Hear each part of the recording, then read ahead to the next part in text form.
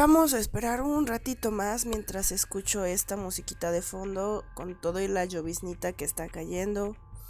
Una disculpa porque anteriormente no habíamos, o bueno, no había hecho sesión, más que nada por cuestión de enfermedad. Se puede escuchar un poquito ronca mi voz. También una disculpa si toso mientras estoy hablando, no es que lo haga adrede, suele pasar cuando uno está enfermo. Y vamos a dar inicio, yo creo que en un segundito, permítanme, le tomo a mi café. Procuren cuidarse de los resfriados, que ya comienza la temporada de otoño-invierno en cuestión de gripas. Bueno, pues vamos a dar inicio de una vez antes de que otra cosa pase o me dé un ataque de tos más feo. Bienvenidos una vez más a esta sesión fuera de horario, que yo sé que nos toca lunes y viernes, pero esta vez es para reponer lo de la semana pasada y principalmente ayer. Hoy traemos para compartirles todavía dentro de Spooky October vampiros que los quiero pero que no brillan. Exactamente. Películas de vampiros que no brillan, series de vampiros que no brillan, pero que probablemente si aún no las han visto o aún no las han considerado en su catálogo de películas o de series, podría ser buena opción para esta temporada de maratones en lo que nos llega Halloween, que prácticamente ya estamos como a ¿qué? Como a 2 semanas, si no mal recuerdo, 2 semanas, casi como 8 o 10 días, sí, más o menos. Esta noche les traigo un repertorio tanto de películas independientes como series de comedia negra y al mismo tiempo una tonalidad de aires vampirescos, pero sin hacer referencia a películas que obviamente ya conocemos, como Drácula de Francis Ford Coppola o Nosferatu, la edición de los años 30, o esa otra cosa que tiene brillitos que no se denomina como vampiro y es una vergüenza para el género. Esta noche vamos a estar más enfocados más bien a películas que yo personalmente he visto, que me parecieron de excelente calidad y que probablemente deberían tenerlas en cuenta para ver. Y vamos a empezar la noche con una de las favoritas en cuestión de documentales falsos. En este caso, más que nada porque quien participa en esta película y también quien la dirige es nada más y nada menos que Taika Waititi. A Taika Waititi probablemente lo recuerden, ya suena como Troy McClure de Los Simpson. Tal vez lo recuerden en apariciones como el director de Thor Ragnarok o su próxima película a estrenar aquí en Latinoamérica, Jojo Rabbit, que esa también es una de las películas que estoy esperando ver. Esta película se llama What We Do in the Shadows o Lo que hacemos en la oscuridad o en las sombras, como lo vendieron aquí en Latinoamérica. Es un falso documental comedia de terror neozelandés estadounidense, o sea, mitad y mitad para agarrar parejo, de allá como del 2014, que fue escrita, dirigida y protagonizada por Jemaine Clement y Taika Waititi, como les comentaba. Ellos se enfocaron en una idea un poco, pues, si no bien no nueva, porque ya teníamos como por ejemplo el proyecto de Blair, pero esta es nueva en el aspecto de manejar una comedia negra y tomarlo en la ideología vampírica, ¿no? Más o menos de qué va este supuesto documental. Bueno, hagan de cuenta que es un documental que se enfoca en la vida cotidiana de un grupo de vampiros que viven juntos en Wellington, en Nueva Zelanda. Y pues tal cual te muestran cómo son sus noches, su estilo de vida, en qué invierten su tiempo inmortal y las personas con las que se relacionan, que más que nada pues son ellos mismos, porque no tienen más amigos que su propio grupo de vampiros y un tipo al que se supone van a convertir en algún momento, pero pasan circunstancias extrañas. ¿Quiénes son en pantalla? Pues tenemos punto número 1 a Viago, que es el que tiene como bigotito de chivo y vestido en terciopelo negro, que no capta la idea de que eso ya no está de moda. Vladislav, que sería el vato que está pues como una referencia al Nosferatu de los años 20, 30, es meramente una referencia, no significa que sea tal cual. Deacon, que está interpretado por Jermaine Clement, que es el que está abajo con cara de soy una copia del Lestat. Y obviamente tenemos a Peter, que es interpretado por Taika Waititi, que práctico lo suyo es eso, tomar referencias de diferentes películas de temática vampírica, satirizándolas y haciendo el ridículo en pantalla. Es decir, te voy a mostrar mi vida tal cual es, con un toque de lo que sería ridículo y al mismo tiempo gracioso si es que esto fuera algo real. Y la verdad es que sí, es realmente muy muy divertido el documental. Creo que está disponible, pero ya no está, estaba disponible en Netflix, pero si alguien quiere verla se la puedo pasar por Twitter para que la puedan ver online por algún otro lado. Lo divertido de esta película, como les comento, es un documental ficticio. ¿Han notado que hay algunos documentales donde los camarógrafos y los microfonistas y quienes están narrando los documentales están como mostrándose brevemente dentro de las escenas de los documentales? Bueno, eso mismo pasa también en esta película y en algunas situaciones creo que hasta se muere un camarógrafo porque termina pues siendo devorado por otro vampiro ahí random que aparece, o inclusive creo que los hombres lobo lo atacan y es como de ¡Ey, no ataques al camarógrafo! Viene con nosotros, por favor, que nada malo les pase. Cosas así de ridículas que uno diría, ¿esto realmente puede pasar en la vida real? Y obviamente que no, ¿verdad? Pero la idea es bastante bien vendida. Tanto es lo que, pues vaya, les vendió esta buena película en el 2014, que Taika Waititi no se quedó solo con el hecho de decir, ya hice una película, con esto es suficiente. No. En el 2018, y vaya que le tomó un ratito, lanzó una adaptación para televisión estadounidense que se emitió en el canal Fox. Y pues nuevamente, en esta producción los ejecutivos principales eran Clement Waititi, Scott Rudin, Paul Sims, Garrett Bash y Eli Bush, que pues tal cual, es nuevamente retomando la idea de un documental falso, pero ahora con un grupo de vampiros que viven en Staten Island, Nueva York. Y no les quiero dar muchísimos spoilers, es una de mis series favoritas del 2018, definitivamente sí la vería otra vez si no tuviera nada que ver, como parte de las cosas que suelo hacer cuando no tengo nada que ver, repetir series. Esta es una de ellas, son 10 episodios de la serie, es una primera temporada.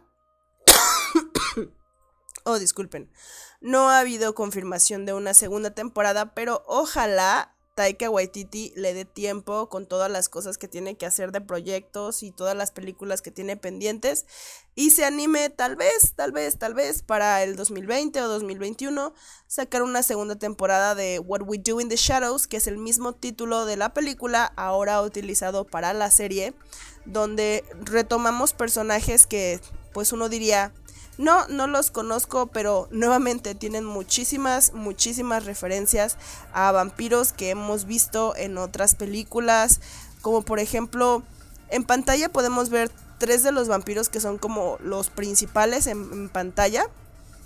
Uno de ellos es Nandor y su familiar Guillermo. Nandor es el de pelo largo, él se supone que era un conde, como haciendo referencia a un conde de Transilvania, pero no es de Transilvania, es de otro país de Europa del Este. Y él tiene a un ser humano que se llama Guillermo, que es su familiar. Y él se supone lo sigue, lo cuida, le cumple sus caprichos y sus demandas en esperanza de que Nandor algún día decida convertirlo en vampiro. Pero eso obviamente tendrán ustedes que verlo para ver si sucede o no sucede. Por los otros lados tenemos a Nadja, que es la única vampiro femenina protagonista de la serie, y a su marido Laszlo, que vaya de marido que sí es. Prácticamente llevan juntos más de 300 años y mantienen la llama viva de formas bastante extrañas. Y para retocar que no aparece en pantalla, pero sí es muy importante mencionarlo porque vaya que es castrocito como él solo, Colin Robinson, que a diferencia de sus congéneres, es un vampiro energético muy descarado que no le importa alimentarse hasta de sus propios roomies. O sea, si estos cuates se alimentan de sangre, Colin Robinson se alimenta de energía de quien sea humano o sea vampiro, a él le vale queso y lo agarra porque pues es comida. Entonces, 2 de las películas que definitivamente deberían tomarse una chance para ver: What We Do in the Shadows del 2014 o la serie del 2018 con 10 episodios. 2 de las series que sí toman mucha sátira de lo que es el contenido vampírico y que probablemente uno sí la vería más de 2 veces, nada más por el mero disfrute de la sátira de la temática. Otra que no es tan sátira y que personalmente la vi más que nada por las participaciones de Tilda Swinton, mi diosa hermosa, y de Tom Hiddleston, más reconocido como Loki, pero no es lo único que el hombre ha hecho, créanme. Esta película es más de suspenso y como un cierto toque melancólico vampírico. Es un poco más viejita que la de What We Do in the Shadows porque esta es del 2013. Fue escrita y dirigida por Jim Jarmusch, perdón si digo mal su nombre, y obviamente pues como les comento, protagonizada por Tom Hiddleston, por Tilda Swinton, por Mia Wazowski, que no aparece en la pantalla, por John Hurt, Anthony Yerlich y Jeffrey Wright. ¿Por qué menciono a los actores? Porque son parte de la película, es importante mencionarlos, aun cuando no todos aparezcan en la pantalla, y pues tengo poquitas imágenes para compartirles, tampoco no los quiero saturar. Ahora, ¿de qué va más o menos esta película? Hola Kijen, qué bueno que estás aquí conmigo en el chat. La película nos narra pues la historia, romance, vida cotidiana, un poquito de todo porque no es como que forzosamente se enfoque en algo en concreto, es narrar la historia de dos seres que se supone pues son vampiros.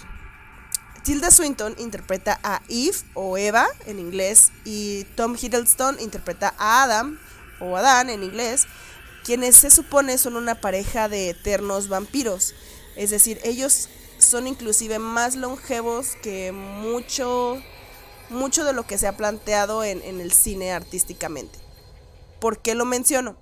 Porque tanto el personaje de Tom Hiddleston, Adam, como el personaje de Tilda Swinton, Eve, hacen muchas referencias históricas dentro de la trama de la película. Por ejemplo, a Eve le encantan los libros, es una ávida lectora. Todo lo que sus manos tocan lo adquiere, lo razona, lo digiere, puede hablar diferentes lenguas y no necesita abrir un libro más de 2 veces para saber su contenido. Todo lo absorbe y esa información que uno diría me tomaría años probablemente recordar, ella los tiene en su memoria inclusive mucho antes de la era oscura. Entra también en el aspecto de que a Tom Hiddleston, o sea Adam dentro de la trama, es un músico entregado. Él se rodea principalmente de instrumentos musicales, adaptadores, sintetizadores. Él quiere crear música para dejar una cierta huella, pero al mismo tiempo se ha visto desencantado de los seres humanos, o como ellos los llaman, los zombies, porque con el paso de los siglos han descubierto que relacionarse con las personas para tratar de enseñarles algo o inculcarles algo sin necesidad de matarlos no les ha resultado en nada más que decepcionante. Entonces, Adam toma una actitud un poco como ermitaña. Él mismo se aísla, no le gusta convivir mucho, no le gusta relacionarse mucho, a menos de que sea necesario, como cuando necesita alimentarse. Pero lo curioso de la película es que no nos enfocamos en cómo es que ellos se alimentan. No es el estereotipo de van de cacería y asesinan y dejan ahí los cuerpos descuartizados. Hola Petroche, bienvenido. Hoy es edición especial. Sino que en la trama vemos la sutileza de alimentarse como vampiros en el aspecto de que muestran la sangre, pero la utilizan como si fuera una droga. El efecto en el que ellos provoca el tomar sangre no es como que los haga verse ultra hermosos y despampanantes, no, pareciera que en realidad se están como inyectando alguna droga o se están fumando alguna droga y su viaje de placer es a través de la sangre. Entonces, hemos visto en otras películas que los vampiros para sobrevivir tienen que a fuerzas estar tomando sangre diariamente. Tan longevos son Eve y Adam que ellos no necesitan estarse alimentando constantemente. Lo hacen más bien como un pasatiempo, como cuando quieres pistear a gusto en tu casa. Bueno, te tomas 1 o 2 cervecitas y ya con eso estás así como que, relax, todo bien. Es lo mismo que con ellos, pero en el aspecto de la sangre. Lo curioso aquí con la trama es que uno diría, bueno, todo está muy tranquilo, no hay ninguna novedad, no es como que vaya a ser como nada diferente de otra película probablemente cursi vampírica. El equilibrio precario de las vidas de Adam y de Eve se ve un poco amenazado por la llegada inhóspita y mal anunciada de la hermana de Eve, Ava. y ella es interpretada por Mia Wasikowska. Está un nombre bastante raro. Ava se supone es la hermana pequeña de Eve. Y obviamente su actitud es como un poco más rebelde, más me vale madres, yo hago lo que quiero, ustedes son unos apretados, ese clase de comportamiento. Uno podría decir que se deba probablemente al concepto de las edades de que ellos son la representación de un vampiro milenario y ella puede ser como un vampiro centenario. Probablemente el peso de la edad sí tenga repercusiones entre los vampiros, o al menos es lo que yo he leído en bastantes novelas vampíricas y algunos otros programas del género. Ay, ustedes me disculparán, pero le tomé a mi cafecito. Entonces, el equilibrio hogareño se ve interrumpido por la visita de Ava, que pone un poco tensas las cosas dentro de la relación y hace que en cierto grado nos preguntemos realmente cuál es nuestra estabilidad emocional hacia con las personas que nos rodean. La película, como les comento, tiene un toque un poco independiente. No es forzosamente romance, no es forzosamente suspenso, pero sí es forzosamente melancolía vampírica y probablemente uno de los papeles donde verán un lado de Tilda Swinton que probablemente no muchos han visto, al menos si no conocen su carrera de joven, como por ejemplo en Oscar. Si no la han visto en papeles como esos, se van a sorprender. No les voy a dar spoilers porque me gustaría que la vieran, que se tomaran una chancecita para que la dijeran, que les interese y se animen como yo a descubrir esa parte que Tilda Swinton nos muestra dentro de Only Lovers Left Alive o Solo los amantes sobreviven.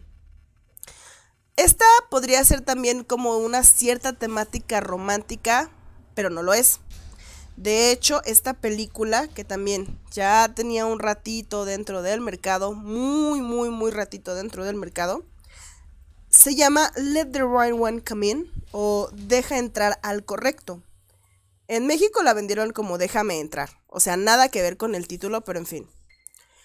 Esta película es una película sueca de terror. La original es sueca. Hubo una adaptación después en el 2010. Pero primero les voy a platicar la del 2008. Fue dirigida por Thomas Alfredson y esta, a su vez, está basada en la novela de John Ajvide Lindqvist. Perdón también si digo mal su nombre. El libro, por igual, también se llama Deja entrar al correcto. El libro yo ya lo leí, de hecho lo tengo, pero creo que se lo prestaron inadecuadamente a alguien y tengo que recuperarlo. Es un libro que al principio toma una trama lenta, sutilmente va soltando los pedazos de cada personaje. Hay contextos fuertes, sí son fuertes por una temática sexual que tiene el libro y yo no lo recomiendo para menores de 18 años, preferiblemente que lo lean jóvenes a partir de 20 hasta que quieran. ¿Por qué? Porque como les comento, el concepto de dos menores de edad con una cierta interacción íntima entre ellos, pues habrá personas a las que le choque o les parezca un poco crudo, un poco choqueante. Pero por otro lado, la película se salta esos ciertos detalles. Dice Petrochev que él no ha visto la película americana, pero la sueca es una chulada. Sí, la sueca, yo me quedo con la sueca personalmente. La verdad que sí. Visualmente, fotografía, música, no, realmente es una joyita esa película. Entonces, como les comento, Let the One Right In está basada en esta novela, es una película del 2018 y ahí les va más o menos de qué va la trama sin tanto spoiler para que se den una idea de qué va. Eso sí les comento, esta película, quien la quiera buscar, me puede mandar un Twitter, MissCrow1432, para que se las pase porque no está en Netflix, hay que descargarla o buscarla en otras plataformas para verla, preferiblemente en su idioma original. Hagan de cuenta que la trama, como les menciono, tiene correlación a dos menores de edad.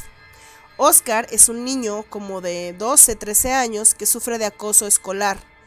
Él no tiene muchos amigos, suele estar solo, se aísla voluntariamente y realmente no es un niño, pues, vaya, que tenga muchas amistades. ese mismo hecho de que él se aísle le provoca grados de ansiedad y de violencia que controla pues a través de apuñalar troncos de madera, golpearse contra la pared o autolesionarse para controlar los ataques de ansiedad. Pero, ¿por qué les menciono esto? Porque esa es la forma en la que él conoce a Ellie. Una noche, Oscar conoce a una personita que él piensa que es una niña descalza en plena nevada que parece no verse afectada ni por el intenso frío ni por estar afuera de su casa a plena noche, sin zapatos, sin abrigo. O sea, tal cual, afuera está haciendo un frío del infierno cabroncísimo y ella está como sin nada, nada más, ahí parada, tal cual, no siente absolutamente nada, mientras el pobre de Oscar está tiritando del frío y se acerca a conocerla. ¿Por qué les menciono que Oscar piensa que Ellie es una niña? Porque en la película la adaptan como eso, como una niña, como de también 12, 13 años probablemente. Hay una diferencia con respecto a la apariencia que tiene Oscar y Ellie y la apariencia que tienen dentro de la novela. Se supone que en la novela, al principio Oscar duda si es un niño o es una niña, por la forma en la que Ellie se dirige a sí mismo, que en ocasiones pareciera que Ellie dice yo soy en masculino y otras yo soy en femenino, e inclusive en algunas ocasiones de la misma trama no se define ni siquiera como un ser humano, y le da a entender a Oscar que si él se enterase qué clase de cosa es, probablemente dejaría de hablarle y probablemente dejaría de ser su amigo. Creo que ese dato, si lo hubiesen manejado en la adaptación sueca, le daría un buen easter egg en relación a la novela. No es 100% forzoso que lo hubieran hecho, a mi forma de parecer, mi opinión. Pero no lo hicieron, no pasa nada. La misma relación que tienen Oscar y Ellie es lo que fomenta toda la trama de la película, donde descubrimos poco a poco la verdadera naturaleza de Ellie, cómo es que ella llegó a vivir en los mismos apartamentos donde está la casa de Oscar y por qué es que tiene esa conexión especial con él. Me pregunta Petrochev que el libro ¿cómo se llama?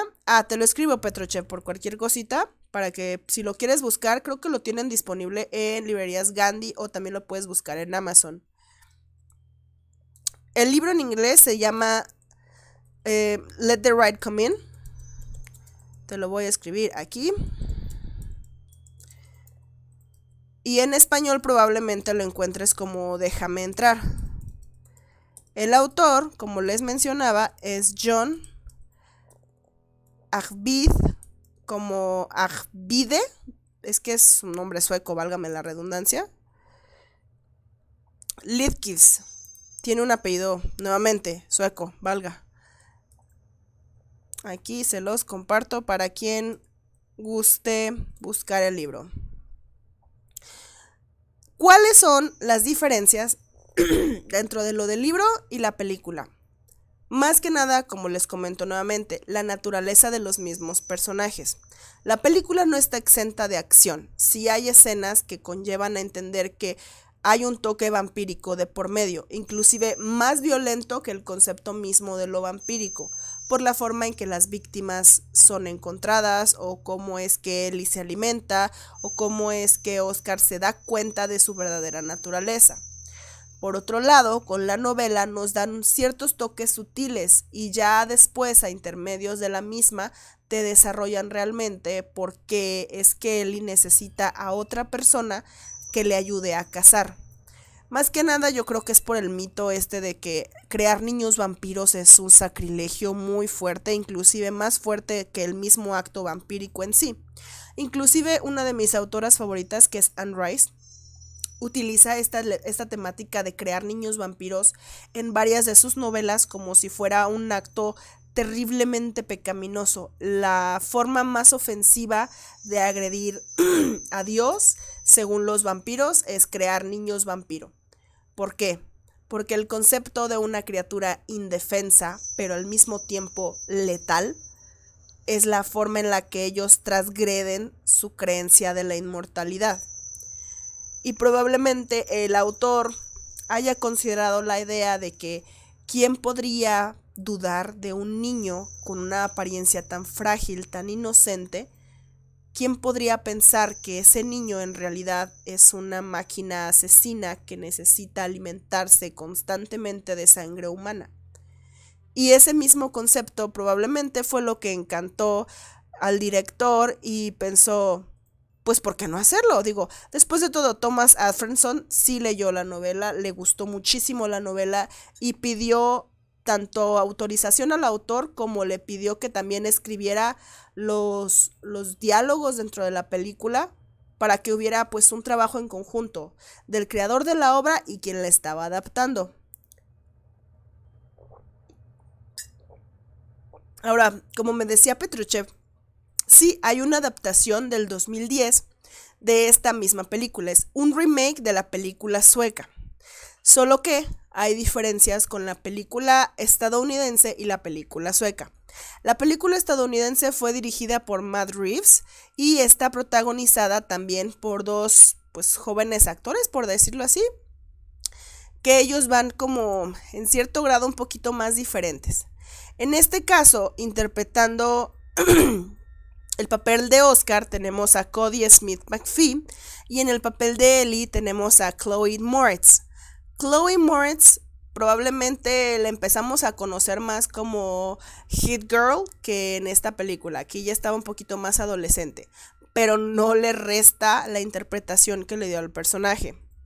Entonces, los cambios también se aplican en los nombres de los personajes. De Oscar cambiaron el nombre a Owen y de Ellie lo cambiaron por Abby. Ellie sí es el nombre real dentro de la novela. No sé si en sueco haya personas que puedan utilizar Ellie como femenino, masculino o neutral, no lo sé. No sé si en Suecia haya personas que se llamen de esa forma sin importar su género. A mí personalmente me gustó el detalle que utilizaran un nombre que es neutro. Si yo escucho Ellie, puedo pensar que es el diminutivo de Elizabeth, o si escucho Eli para referirse a un hombre, podría ser tal vez el diminutivo de Elías o de Elijah. No lo sé, así lo interpreto yo. Entonces, Matt Reeves decide cambiarle el nombre a los personajes y dejar bien en clarito que en realidad Ellie sí es una fémina y la denominan como Abby, y Oscar pierde un poco el toque de grado infantil y pasa a un Owen un poco más maduro. También hay otra diferencia. Disculpen ustedes. Pasamos de localizarnos en Blackberg, en Suecia, un suburbio de Estocolmo, a un pequeño poblado en Nuevo México, acá en Estados Unidos. Diferente circunstancia, diferente localización, pero seguimos teniendo un clima de la mierda. Sigue nevando y sigue haciendo frío. Creo que eso es lo que necesitaban para poder utilizar ciertas escenas de por medio. También se le dijo al director que cambiara la edad de los personajes principales. Algo así como de, no, son demasiado jóvenes para hacer una temática tan violenta. No, tal vez deberían de ser adolescentes o deberían de ser adultos. No, definitivamente no hubiera funcionado. El hecho de cambiarle la edad a los personajes originales hubiera arruinado por completo la trama. Entonces, pues tal cual, Reeves se negó diciendo que eso arruinaría la esencia de la historia y cambiaría todo por completo. O sea, necesitamos una inocencia pueril. Y es cierto, los personajes se enganchan porque el concepto de alguien frágil, inocente, puro, carente de maldad visible, entre comillas, no podría cometer crímenes como los mencionados en la película o en la novela. Entonces, mantener esa idea era lo que motivaba realmente a esta nueva adaptación. También le pidió a todo el reparto que no viese el film original antes de terminar esta película, más que nada porque él buscaba que pudieran hacer su propia versión, pero manteniéndose leales a la naturaleza de la historia. Algo así como de, no quiero que ustedes tengan spoilers de otra que ya existe, pero probablemente les pueda servir que creemos esta nueva trama, que nos inspiremos en esta nueva trama y quién sabe, pueda funcionar. Y sí, sí les funcionó, francamente sí les funcionó. Más que nada, como les comento, el concepto de alguien que se supone en apariencia es frágil, inocente y que no podría matar ni una mosca es lo que nos engancha. Los efectos especiales en esta adaptación del 2010 están exagerados. Sí, la verdad sí están exagerados. No le quita nada a la sueca, no le pide nada a la sueca, pero por mucho, la adaptación de Thomas Alfredson, que es la del 2008, es la que se lleva todas mis estrellitas en repertorio y la que más recomendaría si me dijeran, quiero ver una película de vampiros que no sea forzosamente romántica. No lo es. Tomen nota, apúntensela y considérenla. Ahora, una de mis últimas recomendaciones, porque ya estoy sintiendo el peso de la gargantilla, es Byzantium. De hecho, esta me la encontré en Netflix, todavía está disponible en la página, por si alguien la quiere buscar. También es una película independiente. Esta película es del 2012, ya también tiene un ratito en el mercado. Creo que a veces dejamos pasar de lado películas muy buenas por las carteleras que nos venden y cuando nos enteramos de la existencia de estas películas es como de, no le hagas, no la había visto, y eso mismo me pasó a mí, no la había visto. Últimamente me estoy volviendo algo fan de la actriz que participa dentro de esta película, más que nada por su forma de ser, su forma de hablar, su forma de expresarse. Saoirse Ronan, no sé si a ustedes la hayan escuchado mucho, digámoslo así, su película a la fama fue la de Lady Bird, también la recomiendo mucho, pero ese sí es completamente arte independiente. Muy próximamente Saoirse Ronan va a aparecer en la nueva adaptación del clásico de Mujercitas, pero más bien eso es para otro género y nos toca hasta el próximo año. Y lo más reciente que hay ahorita de ella en el mercado es Las Dos Reinas, donde comparte también protagónico con Margot Robbie. Una joyita esa pieza. Si les gustan las películas históricas ficticias, una joyita definitivamente. Ahora sí, Byzantium es una película irlandesa de terror y nuevamente fantasía vampírica y echándole de lado del 2012. Dirigida nada más y nada menos por Neil Jordan.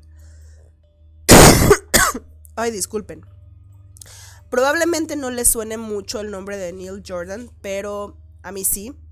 Y más que nada porque él fue el encargado de hacer la adaptación de nada más y nada menos que Entrevista con el vampiro. Esa película de 1997 que fue 97, estaré loca, 93. Esa película es adaptación de la novela de Anne Rice del mismo nombre, Entrevista con el vampiro, que fue la pionera entre los films del género vampírico para mostrarnos una característica más seductora, más romántica, más homosensual entre el género. Es la película en discrepancia de la relación entre Brad Pitt y Tom Cruise. Es la película que uno sí o sí tendría que ver para saber valorar las películas de género vampírico. No es de a fuerzas, pero sí la recomiendo. Y más que nada por el ojo que puso Neil Jordan en la dirección de esta película. Dice Petrochev que ojalá sacaran La Edad del vampiro en película dirigida por él. Hazla de buena, Petrochev. Ojalá, Dios te oiga. Tal cual, Dios te oiga. Bueno, Neil Jordan, después de 20 años de no dirigir absolutamente nada del género vampírico fantasioso, se retorna con Byzantium. Le entró, pero con ganas. Esta película está protagonizada, como les comentaba, por Saoirse Ronan, por Gemma Arterton, Sam Ridley y John Lee Miller. La película en sí, esta es mi hermosa diosa, Saoirse Ronan, como la pueden ver. Como les comento, es de ficción vampírica, terror, un cierto grado de suspenso, no todo el tiempo, pero sí lo conlleva, y más que nada en la narrativa del personaje que tiene Saoirse Ronan, que es Clara. Hagan de cuenta que Saoirse Ronan interpreta a Clara y Gemma Arterton, que es la otra chica que ven en pantalla, interpreta a Eleanor. Eleanor y Clara son dos vampiras, o pues sí, llamémosla vampiras, porque en géneros no hay gustos. El caso es que ellos llegan a una pequeña ciudad en la costa. No nos definen exactamente qué ciudad, pero es una ciudad en la costa porque hay un faro. No tienen dinero, no tienen en dónde caerle, no conocen a nadie, obviamente. Pues tal cual, es como de, ¿ahora qué hacemos? Bueno, ¿qué vamos a hacer? Que Clara, en este caso, pues empieza a trabajar acá buscando quien le haga los favores como dama de la noche, pero en el sentido sexual, para conseguir obviamente dinero y para conseguir de quién alimentarse, porque no dejemos de lado que sí serán muy bonitas y muy seductoras y muy de apariencia kawaii, pero no dejan de lado el hecho de que tienen que mantener su forma de vida. El problema aquí es que a Saoirse Ronan, o al menos a su personaje, le llega un cierto cargo de conciencia cuando Gemma Arterton conoce a un hombre que, pues tal cual, está solito, es medio tímido, no tiene muchas relaciones con nadie.